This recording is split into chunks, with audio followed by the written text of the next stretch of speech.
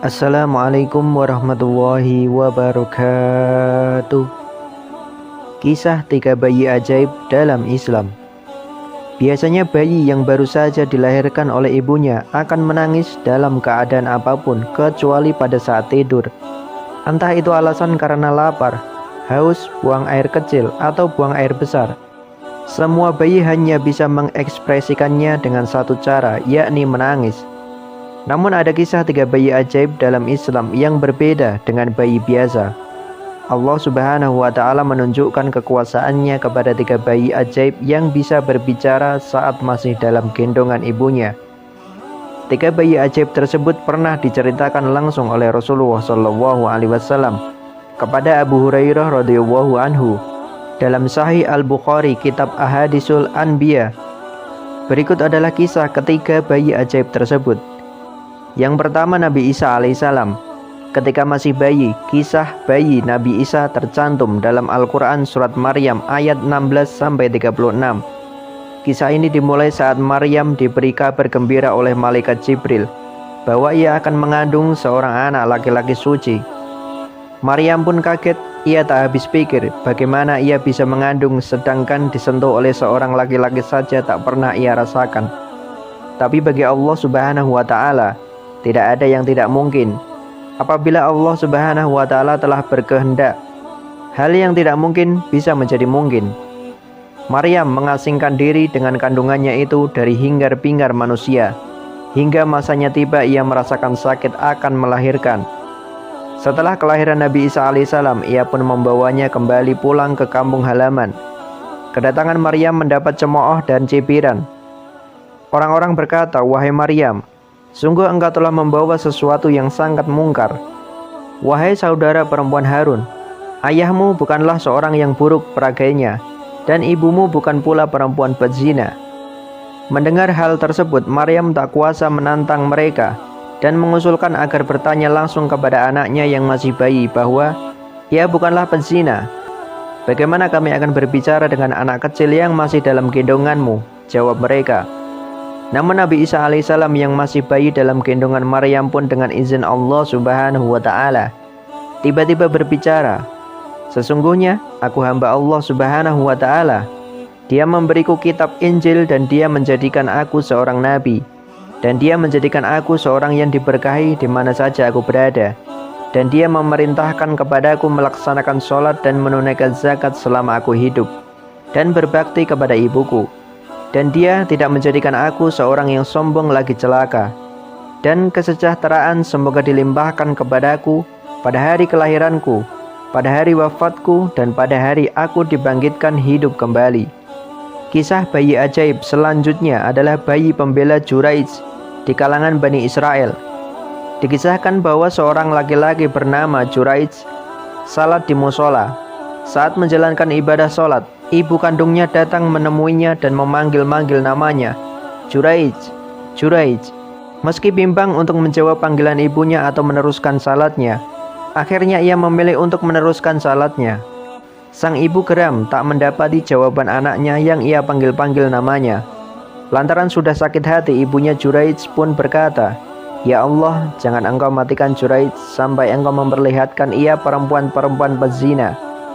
Doa sang ibu dikabulkan Allah Subhanahu wa Ta'ala. Tak lama kemudian Juraij yang masih di musola didatangi oleh perempuan cantik yang merayu untuk bercumbu dengannya. Juraij menolak dengan keras sebab ia memang dikenal dengan seorang yang alim dan ahli ibadah. Kecewa dengan penolakan Juraij, perempuan itu pun mendatangi laki-laki pengembala kambing, merayu dan mengajaknya melakukan berbuat zina. Perempuan tersebut pun hamil dan melahirkan seorang anak laki-laki.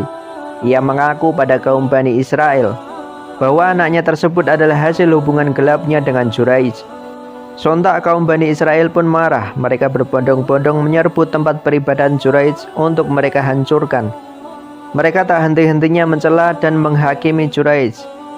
Juraij yang merasa tidak bersalah mencoba untuk mendinginkan suasana.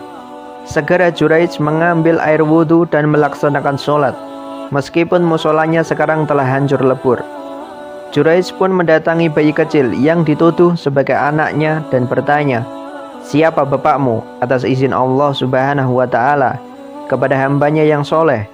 Anak laki-laki yang masih bayi itu pun menjawab, "Sang pengembala." Mendengar jawaban bayi tersebut, penduduk kaum Bani Israel pun malu lantaran telah menuduh yang tidak-tidak. Mereka telah menghancurkan musola Juraiz. "Kami akan membangunkan kembali tempat ibadahmu dari emas, wahai Juraiz," kata mereka menyesal. "Tidak perlu, cukup kalian bangunkan dari tanah saja," jawab Juraiz dengan bijaksana. Karena ia sadar apa yang menimpa dirinya memang murni dari kesalahannya yang mengabaikan panggilan ibunya ketika melaksanakan sholat sunnah. Padahal meneruskan melaksanakan sholat yang tidak wajib adalah sunnah, sedangkan menjawab dan berbakti kepada ibunya adalah wajib. Bayi ajaib yang ketiga yakni seorang bayi dari kaum Israel. Bayi yang dapat berbicara ketika masih dalam gendongan ibunya juga terjadi lagi di antara kaum Bani Israel. Suatu hari ada seorang ibu menyusui anak laki-lakinya. Tiba-tiba ia melihat seorang laki-laki gagah, tampan dan berpenampilan bagus lewat dengan menunggangi kudanya. Sang ibu yang takjub dengan laki-laki tersebut pun berdoa, "Ya Allah, jadikanlah anak laki-lakiku ini sepertinya." Dengan izin Allah Subhanahu wa Ta'ala, sang anak yang masih disusui ibunya melepaskan susuannya dan menoleh ke arah penunggang kuda yang tampan dan gagah itu seraya mengatakan, "Ya Allah, jangan Engkau jadikan aku sepertinya." Setelah mengatakan itu, sang bayi kembali menyusu kepada ibunya. Tak berselang lama ada seseorang hamba sahaya, budak perempuan lewat di depan ibu yang masih menyusui anaknya. Melihat budak yang lusuh dan berpenampilan kurang menarik itu, sang ibu pun melontarkan doanya kembali. "Ya Allah, jangan Engkau jadikan anak laki-lakiku seperti budak perempuan ini." Mendengar doa ibunya, bayi laki-laki itu langsung melepaskan susuannya dan berdoa, "Ya Allah, jadikanlah aku seperti dia." Mendengar doa anaknya selalu bertolak belakang dengannya, sang ibu kaget dan menanyakan alasannya, "Kenapa kau doa demikian, wahai anakku?" Laki-laki penunggang kuda yang tampan dan gagah tadi adalah sosok figur yang sombong. Sedangkan budak perempuan ini telah difitnah oleh kaum Bani Israel bahwa ia telah mencuri dan berzina, padahal ia tidak pernah melakukan perbuatan keji tersebut. Kisah bayi ajaib yang ketiga ini mengajarkan kita bahwa jangan pernah melihat seseorang dari luarnya saja, tetapi lihatlah akhlak dan budi pengertinya. Karena itulah yang dinilai oleh Allah Subhanahu wa Ta'ala, kata bayi itu. Demikianlah kisah tiga bayi ajaib dalam Islam. Dengan kuasa Allah, mereka dapat berbicara saat dalam gendongan ibunya. Menurut riwayat lain mengatakan bahwa sebenarnya ada 7 bayi.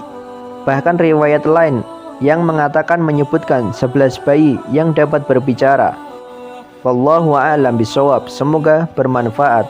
Wassalamualaikum warahmatullahi wabarakatuh.